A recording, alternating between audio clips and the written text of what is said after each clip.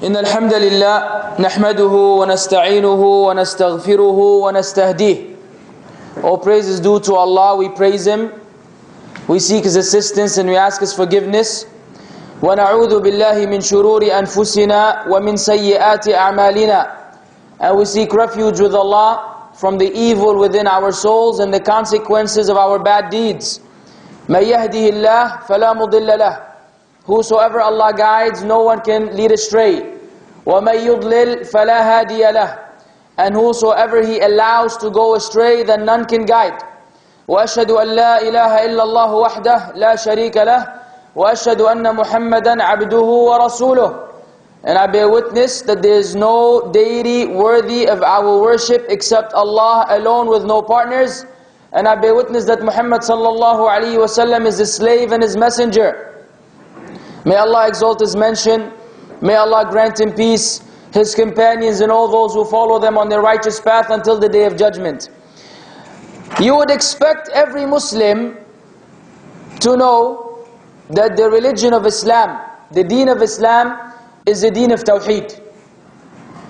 No Muslim, whether born Muslim or a revert to Islam, can be counted a Muslim unless he has the most basic understanding of things, which is Islam is the deen of Tawheed, which means to worship Allah alone, to worship none along with Him.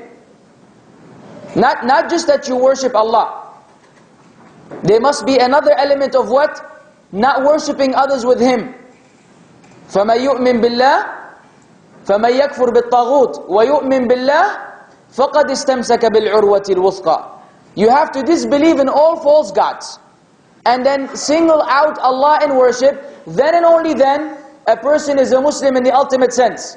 Otherwise, if someone said, I would worship Allah, like the kuffar proposed to the Prophet Muhammad sallallahu alaihi wasallam, you know, we worship Allah, your God, 1 year, and you will worship ours the next year. So Allah revealed the Surah Al-Kafirun, which everyone knows. قُلْ يَا أَيُّهَا الْكَافِرُونَ لَا أَعْبُدُ مَا تَعْبُدُونَ, until the end of the surah. لَكُمْ دِينُكُمْ وَلِيَ دِينِ. Doesn't work that way. It doesn't work that way. That's a basic understanding of every Muslim. And we cannot afford, or nor can we claim to be Muslims, unless we know that. Now, if this is the case, and it is the case, then that entails that we understand the concept of slavery, which is proportional to the understanding of our Islam. The more someone understands Islam, the more someone will enslave himself or herself to Allah subhanahu wa ta'ala. And as a slave, each one of us, or as slaves, we have no right to worship Allah in a manner which He did not prescribe. We don't have such authority. We do not have the authority to say, I will worship Allah in this particular fashion. As a slave, no such right. Now, if one of us was a master, and he created his own world, his own universe, his own everything, and then in that creation of his, he wanted to run business the way he likes, we say, go ahead. If anyone, and no one can do that, by the way, because Allah already told us, no one can create but Him. If one wants to create his own creation, then tell them, worship me however you like, then that's their business. But that doesn't happen. In the deen of Allah, there's no such thing. أَمْ لَهُمْ شُرَكَاءُ شَرَعُوا لَهُم مِّنَ الدِّينِ مَا لَمْ يَأْذَنْ بِهِ اللَّهُ. Allah asked in this rhetorical fashion, or do they have partners which legislate for them in their religion that which Allah did not permit? Is this possible that they bring their own partners who will legislate into the deen? No. No, it's unacceptable. So the deen and part of our slavery to Allah is that we submit and we follow the Quran and the Sunnah strictly. We have no right, no authority to propose anything into the religion. If we do, then we need to study Islam from scratch. We need to learn Islam all over again. Because many Muslims need to study Islam from the beginning. Furthermore, no Muslim denies that dua. Everyone knows what dua means? Who can give me an English word for it? Supplication. Another one? Invocation, invoking Allah subhanahu wa ta'ala. We agree on that. Okay. Is it part of Islam or not? Is it important or something minor or major? Major. In fact, Fatiha is a dua. Salah is a dua. And the dua is a dua. In Hajj, you do dua. In almost every act of worship, dua is somewhere there. Either directly or indirectly. Fine. If this is the case, then as we explained earlier, per our understanding of slavery to Allah, we cannot then do dua unless it is according to the Quran and the Sunnah. Because it's an act of worship and we don't have the right to propose or produce or innovate anything new into the deen. And dua is one of the most important acts of worship. So we must definitely strive as Muslims to make sure our dua is harmonious with the Quran and the Sunnah. Don't bring anything new. Otherwise, it may backfire. Now, the dua must be in accordance with the teachings of Islam.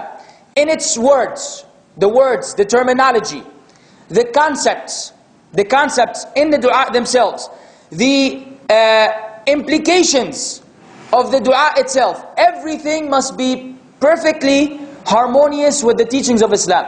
None of these aspects can be ignored. Say, well, yeah, okay, I can do this, but the concept can be a Christian-based one. And we will see, as we discuss, how many of the Christian and Hindu-based ways of supplicating to their gods have been integrated with the teachings of Islam by the Sufis and the grave worshippers and the likes, and so that, dua was no longer the way of the Prophet Muhammad ﷺ. It's the dua of the Christians, but in Islamic terminology.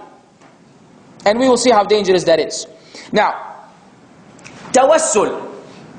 If you got the SMS, or the email, or you saw the flyer, you saw the Arabic word written in English words, Tawassul.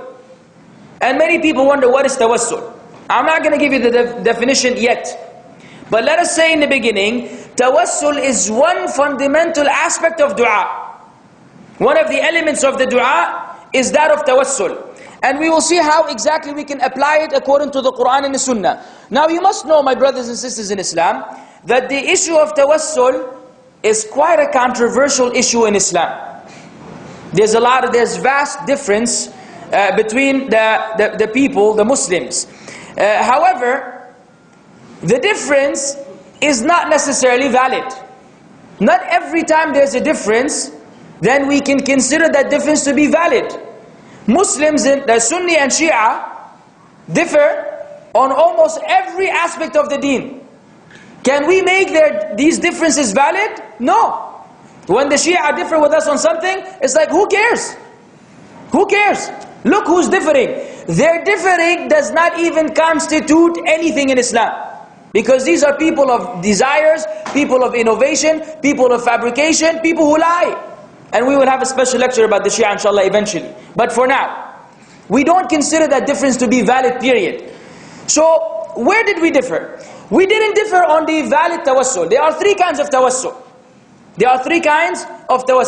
Valid, acceptable, lawful. One which we will learn from the Quran and the Sunnah.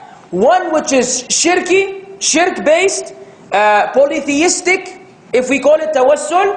And we had dealt with this in our